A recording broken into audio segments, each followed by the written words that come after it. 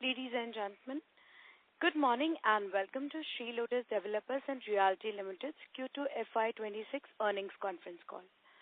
Before we begin, I would like to remind participants that this conference call may contain forward-looking statements about the company, which are based on the beliefs, opinions, and expectations of the company as on date of this call. These statements are not the guarantee of future performance and involve risks and uncertainties that are difficult to predict. As a reminder, all participant lines will be in the listen-only mode, and there will be an opportunity for you to ask questions after the presentation concludes. Should you need assistance during the conference call, please signal an operator by pressing star, then 0 on your touch-tone phone. Please note that this conference is being recorded. With this, I now hand the conference over to Mr. Anand Pandit, Managing Director and Chairman of Sri Lotus Developers and Realty Limited. Thank you, and over to you, sir. Thank you. Good morning, everyone, and a very warm welcome to the Q2 FY26 earning call of Sri Lotus Developers and Realty Limited. Joining me today are our CEO, Mr. Sanjay Kumar Jain, our CFO, Mr. Rakesh Gupta, and our investor relationship advisors from SGA. Our investor presentation has been uploaded on the stock exchanges and on our website. We hope you have had a chance to review it. Let me begin with an overview of the broader market environment. Mumbai's luxury redevelopment market continues to gain significant moment, particularly across prime micro-markets such as Bandra, Prabhadevi, Worli, Juhu, Warsaw. Land scarcity and aging inventory are driving a strong wave of society and cluster redevelopment projects. The city recorded over rupees 14,700 crore worth of ultra-luxury sales in H1 2025, the highest ever, with Bandra and Prabhadevi emerging as key value growth corridors. Bandra West alone witnessed nearly 190% year-on-year growth in luxury home values. While new supply is gradually rising, limited availability of prime plots and the enduring appeal of redevelopment-led projects continue to sustain both pricing strength and absorption levels in this western suburb. This is where Lotus' strength lies. We have more than 84% of our total carpet area of ongoing projects and 91% of total carpet area of upcoming projects in the redevelopment segment. This high redevelopment mix keeps the portfolio asset light and very, very capital efficient. Coming to our performance, for the quarter ended September 2025, I am pleased to share the pre-sales during the quarter stood at rupees 257 crore, growing almost 126% year-on-year, and collection for the quarter stood at rupees 106 crores. Due to large part of launches being skewed to end of the quarter, the conversion of these bookings into collection will largely flow through in the subsequent quarters. A key highlight of the quarter was the successful launch of the Arcadian at Juhu and Amalfi at Warsaw in September 2025. Both projects continue to see sustained customer interest, supported by their prime micro-market location, signature blue and green design themes, best-in-class amenities, and Lotus' track record of superior execution and timely delivery. Construction at Project Varun, Bandra, is progressing very well, and bookings have commenced. Located in one of Mumbai's most coveted addresses, this ultra-luxury redevelopment will further strengthen Lotus Developers' presence in the premium segment. Construction activity for Lotus Aquaria also have started recently. Looking ahead to H2FY26, we have 4 upcoming launches. Project Varun at Bandra, Lotus Aquaria at Prabhadevi, Lotus Celestial at Warsaw, and Lotus Trident at Andheri West. Together, this will have a revenue potential of approximately 3,500 to 3,700 crore rupees. These launches gives us confidence of achieving our FY26 guidance of pre-sale of about 1,100 to 1,300 crore rupees, revenue growth of about 75 to 85% year-on-year, and a profit after tax PAT growth of 30 to 35% year-on-year. We continue to consolidate our presence across core micro markets while expanding into newer areas such as Bandra and Prabhadevi. The strong brand acceptance of Lotus developers is evident in our expanding business development pipeline. During the year so far, we have added 6 projects. Development agreements were executed for Lotus Portofino, which is at Warsaw, Lotus Sky Plaza at Oshiwara, and Lotus Odyssey at Bandra. Additionally, societies at Lotus Avalon, that is Juhu, Lotus Imperial at Bandra, and Lotus Upper Caste at Bandra have appointed Lotus developers as their preferred developer. We are in active discussions with multiple societies and expect to finalize more additions in H2 FY26. Our ongoing and upcoming pipeline, 15 residential and 3 commercial projects, has a GDV of rupees 13,000 to 14,000 crore, translating to about 2.1 million square feet of saleable area to be realized by FY30, excluding Lotus Upper Caste, which completes in FY31. 14 of these 18 projects are redevelopment, reinforcing our focus and strength in this segment. Based on this mix, we are confident of sustaining 25 to 30% PAT margins. Our focus on efficient capital deployment and superior project economics, which is core to our redevelopment strategy, allows us to achieve an industry-leading return on equity ROE of 41% for FY25. This ROE is among the highest in the industry, underscores the strength of our model, and we are confident in our ability to sustain this momentum. We remain confident in our strategy, execution capabilities, and our ability to deliver sustained value to all stakeholders. With that, I now hand the call over to Mr. Sanjay Kumar Jain, our CEO, to take you through the financial highlights. Thank you. Thank you, Anand sir. Let me now take you through financial highlights for Q2 and H1 FY26. As highlighted by Anand sir, in this quarter, we launched 2 projects, the Arcadian in Juhu and Amalfi in Warsaw, in September 2025.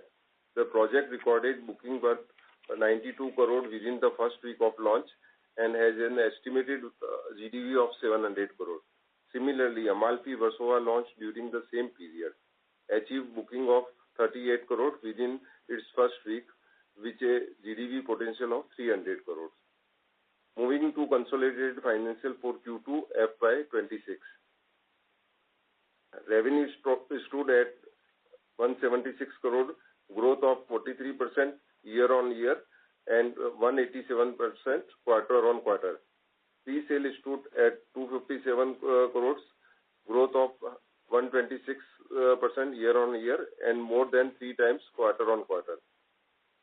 Collection for the quarter stood at INR 106 crore, growth of 16% year-on-year and 51% quarter-on-quarter. EBITDA was INR 50 crores as compared to 66 crore in FY25 and 30 crore in Q1 FY26. EBITDA margin stood at 28.6% as compared to 53.5% in Q2 FY25 and 48% in Q1 FY26. Last year margin was higher only because one of our projects has unusually low cost, which was a one-off. Going ahead, we expect EBITDA margin to be in the range of 35 to 40%. Profit after tax was INR 46 crore, registered 8% year-on-year degrowth and 80% quarter-on-quarter growth. Expenses towards outgoing and upcoming projects stood at rupees 228 crore in Q2 FY26 as compared to rupees 38 crore in Q2 FY25 and 47 crore in Q1 FY26. For H1 FY26, revenue stood at rupees 237 crore. Pre-sale stood at 319 crores, growing 50% year-on-year. Collection for the half year ended September 2025 was rupees 175 crores. EBITDA was 80 crore. EBITDA margin stood at 33.6%. Profit after tax was 72 crores. Expenses towards ongoing and upcoming projects stood at 274 crores in H1 FY 2026. Net cash as on September 2025 stood at 851 crores.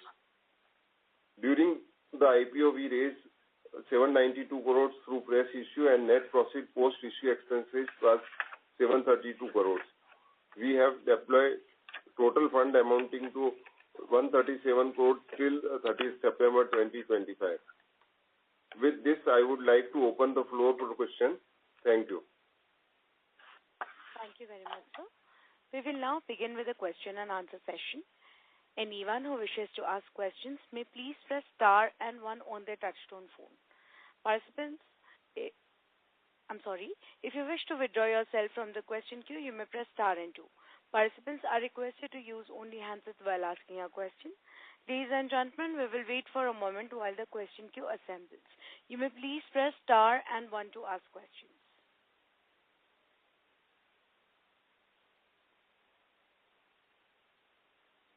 The first question is from the line of Ankit Mehta from Wellworth Share and Stock Broking. Please go ahead. Thank you for the opportunity, sir. Sir, considering that luxury real estate market is doing very well, how is the company positioning itself in this segment? So, thank you, Ankit, for your question. As you know, and even today's recent report also you might have seen, that luxury market is doing extremely well, especially in western suburb, mid-Mumbai and south of Mumbai. So that market, I feel that personally that it is going to grow every year, and we are confident that we will have a larger pie in that. Okay. And my next question was that, sir, how many new projects are we looking to add to our portfolio in the second half of the year? So we are in dialogue with many redevelopment opportunities of societies and clusters. But we are very confident that because we are very choosy about what kind of projects we choose. We just don't want to add into portfolio, but we want to have a quality asset. That is what we want to create. So I think about 2 to 3 new projects in second half we will be adding to the portfolio. Thank you so much, sir. That will be all from my side. Thank you. Thank you. Participants who wishes to ask questions may please press star and 1 on their touchtone phone.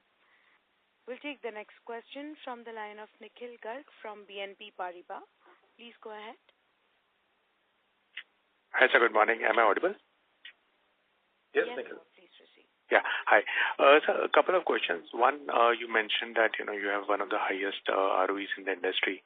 Can you just elaborate a bit more on that? That what allows us to generate such a high ROE? And second question was on a couple of projects which are undergoing sale. They are still at, one of these projects is still at I think 61% sold Ayana. So what's the outlook on that? Thank you. Sure. So as far as project circles ROE is concerned, as you know that we have got 2-3 policies. Number one, we are concentrating on high-yielding products only. That's one. So our blue and green theory, that is water view or garden view, that is giving us a good result. That's one. Second is our asset-light model. Because of the redevelopment, we don't have to deploy a large fund into buying the land. So that is also giving a good return. Third, as you know, that company is almost net debt-free, so we don't have any expense on paying the interest. Fourth is our marketing is extremely limited because it's more like on appointment basis. So till today, we have not done any marketing expense, unlike our peers who has to spend at least 7 to 8% on marketing. So on that also we are saving a lot of cost. So this is what gets us a good ROE. Nikhil, hi, Sanjay. Got it, sir. Thank you. Yes. Yes, regarding second question of the higher inventory in the Ayana and ARC1. So the main reason was that as per company policy, we have decided in these two projects, once the project is completed and the start OC will receive, then we will start the majority of sales. So the ARC1, the OC is received the March end, and in the same in Ayana last year we have received. And so now we are selling there, and we are getting good response from the clients. Got it, sir. Would it be fair to say that these projects will be completed by, or majority completed by the year end? Yes. So majority of sale will be completed this financial year. All right, sir. Thank you. Thank you. Thank you. Thank you. Please press star and 1 to ask questions. We'll take the next question from the line of Nikhil Ostwal from Ostwal Investments. Please go ahead. Hello, good morning, sir. So I had a couple of questions, sir. One, on the guidance what you have provided on revenue of, let's say, around 960 to 1,000 crores and pre-sales of 1,100 to 1,200 crores for this year. Against that, in H1, we are standing at revenue 237 crores and pre-sales of 320 crores. So my question is, sir, what makes you confident that you will be, there's a substantial gap which needs to be filled in H2 right now. So what makes you confident that you will be able to achieve those numbers? And the second question will be for Arcadian and Amalfi, you had given a number of 92 crore and 38 crore in September, the bookings, initial bookings. So what would be that number as of now? If you could just let me know that. So Nikhil, regarding to achieving the 1,100 crores, so what happened, we have launched in the September only 1 week, we launched the 2 projects and we have achieved the 130 crores. So now the 4 new projects we are aiming to launch in next 6 months. And we are following the percentage completion of method. So what happened, whatever the expenditure is done, so revenue is recognized only to the extent of this. And regarding the pre-sale, we have the 6 months and we are getting good response for these 2 projects, and also the number of inquiry in the Varun also we are getting very good. So we are very confident to achieve the 1,100 crores pre-sale figure. Okay, thank you, sir. And on the second part, numbers as of now, if you can just let me know, Arcadian and Amalfi. So that we will get back to. Right now, I don't have that. We'll get back to you. Okay, sir. Thank you. All the best. Thank you. Thank you. We'll take the next question from the line of Ravi Shah from VRS Capital. Please go ahead. Hi, sir. Am I audible? Yeah. Yes. Hi, sir. Thanks for the opportunity. So my question first was revolving around PAT. So how confident are we? So I think this question was asked, I joined slightly that I missed a bit. So basically have on multiple new launches, how are we planning to protect our margins and achieving this guidance?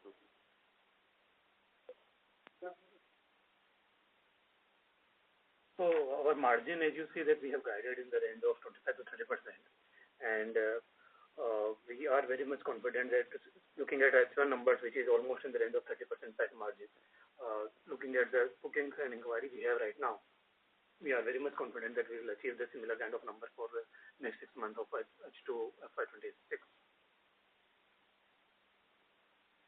Understood, sir. So my next question is, what is the average margins we have in redevelopment, and how does it compare to a greenfield project, sir? So if you see right now, our majority of the projects are in the redevelopment stage only. We have only one greenfield project in the upcoming month.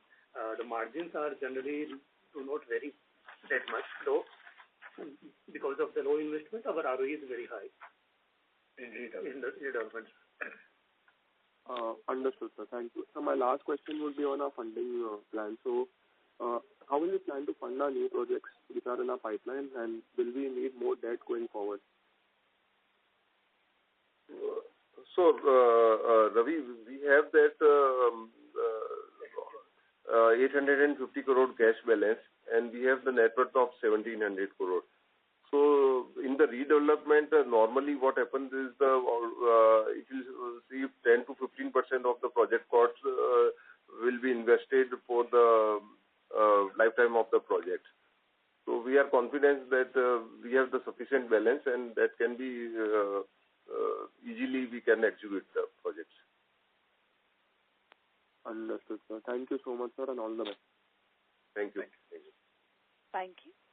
Participants who wishes to ask questions may please press star and 1 on their touchtone phone. We'll take the next question from the line of Nishita Shanklesha from Sapphire Capital. Please go ahead. Yes, hello. So I just have a clarification question. You mentioned that you are expecting EBITDA margin to be in the range of 35 to 40% and PAT margin to be in the range of 25 to 30%. Is that correct? Yes, it is correct. And this is for FY26, right? Yes. For FY26 and maybe in foreseeable future also. Okay, so I see that earlier our EBITDA margin used to be higher than the 35 to 40% that we've guided now. Can you give me the reason why it was higher earlier, and if we can reach to that level again?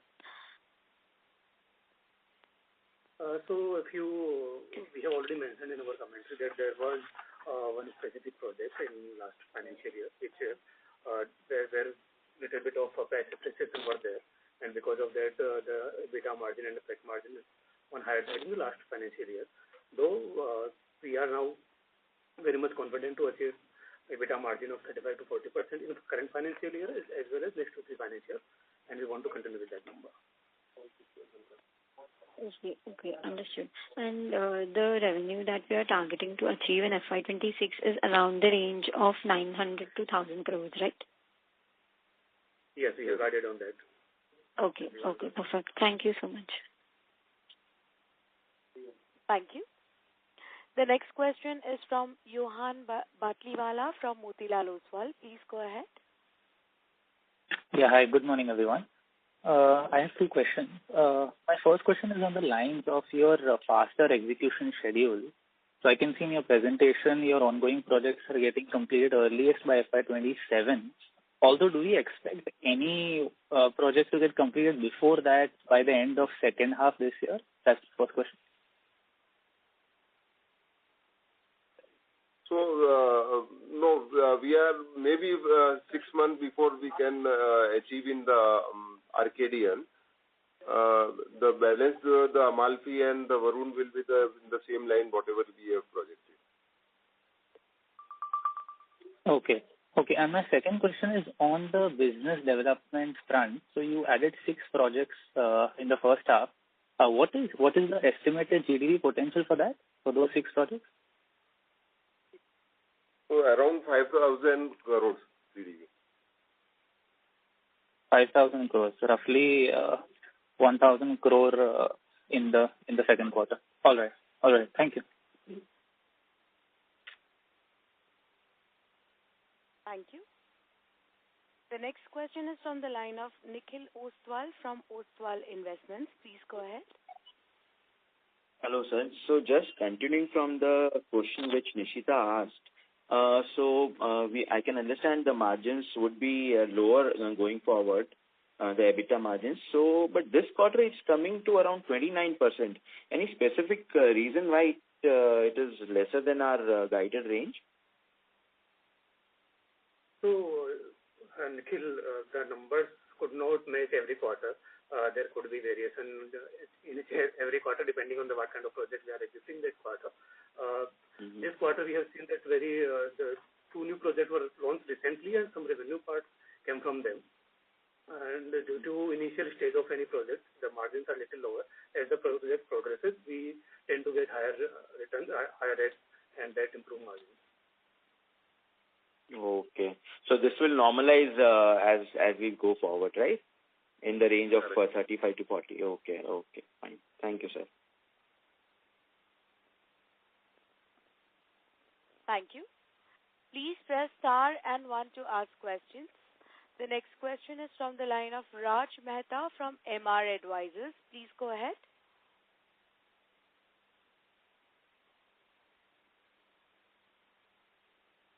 Hello, am I audible? Yes. Please proceed. Yeah. Thank you, sir, so much for the opportunity.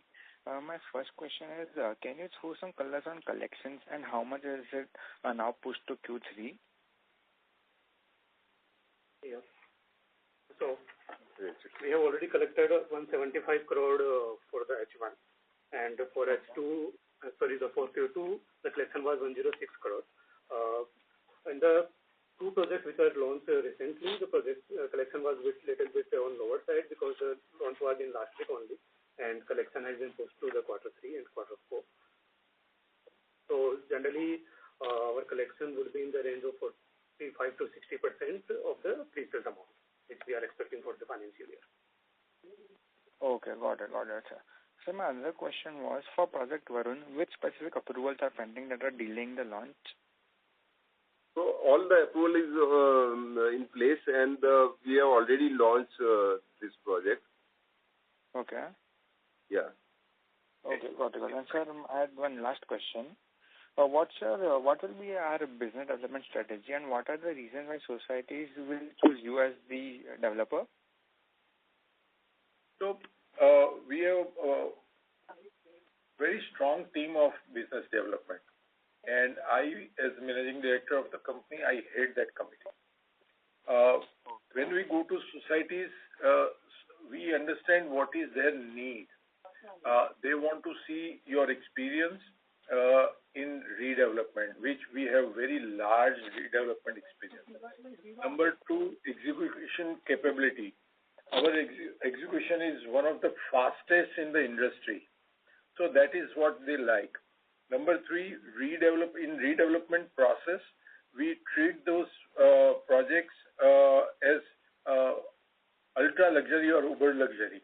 So in that space, there are hardly any players. So that is our third advantage. Fourth is kind of a clientele what we have, starting from celebrities to HNIs to corporates to multinational companies. So that portfolio is very, very impressive. And most important thing is we treat them as our first clients. So all this, because of all this, we get skewed towards top of the spiral. Okay, got it. That was all. Thank you so much. Thank you. Thank you. Participants, you may press star and 1 to ask questions.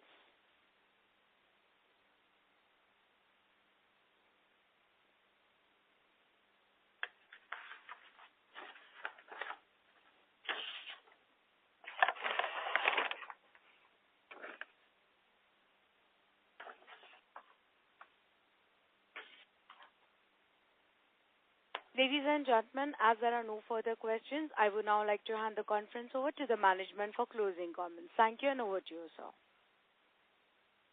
We thank everyone for joining the call today. We hope we have been able to give you a detailed preview of our business and also answer your queries. We are confident in our brand and our focus remains on executing our rupees 13,000 to 14,000 crore solid pipeline, sustaining our market leadership in Mumbai's luxury redevelopment segment, and delivering superior returns. We appreciate your continued trust. For any further queries or clarifications, please feel free to reach out to SGA, our investor relations advisors. Thank you once again and have a good day. Thank you, sir. Thank you, members of the management. On behalf of Sri Lotus Developers and Realty Limited, that concludes this conference. We thank you for joining us and you may now disconnect your lines. Thank you.